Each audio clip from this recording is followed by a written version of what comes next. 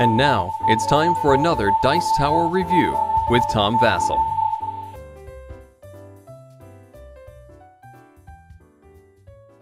I very much enjoy the Martian Rails series of games that started with Empire Builder, and I have on my shelves over here behind me, I have 5 of the games.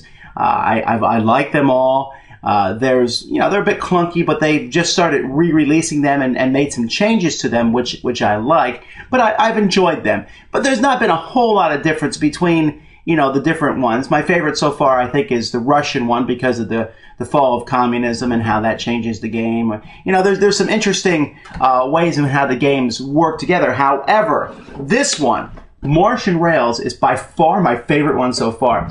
Mostly because they added a sci-fi fiction theme to it. That's neat. And I really, as an avid sci-fi fiction reader, I liked how they put a lot of things from different authors into the game, and it's silly and yet not too silly at the same time.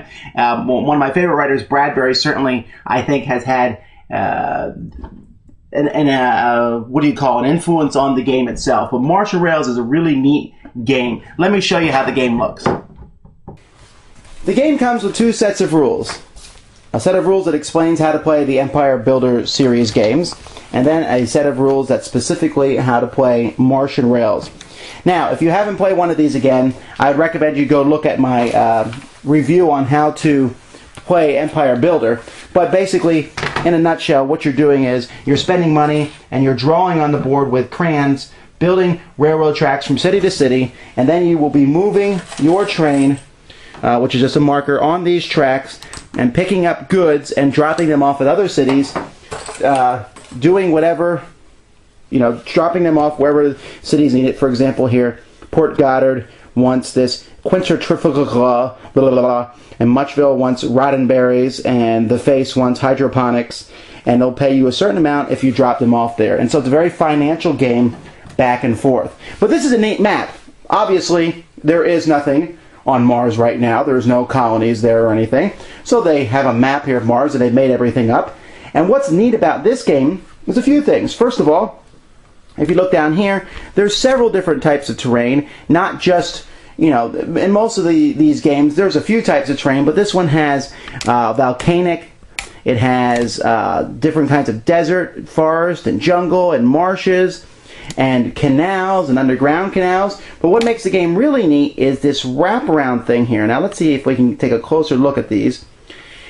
If you can see here, there's a wraparound section, so when I get here to G, the letter G, I can then build from the G over here. And so in that essence, it kind of gives you the feeling that the whole thing is a globe, so that when you come off on this side, it connects over here. That's a really nifty thing. It gives you almost a 3-dimensional feel to the game. You can't go from top to bottom, but you can go from left to right, complete. And so your network is very interesting. The cities, the major cities, are a little bit different too, in that they have hubs out like that.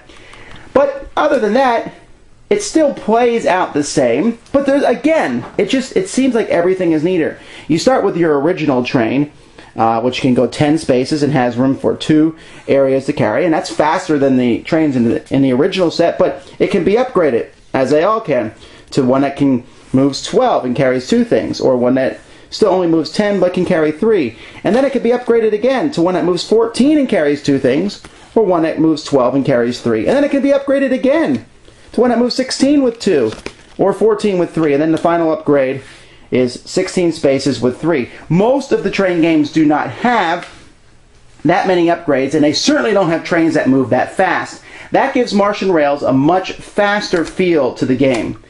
The components that you're moving around are color-coded like before, and they're neat things, as the Roddenberries, ha ha ha, as a tribute to one of the greatest sci-fi authors of all time, or creators of all time.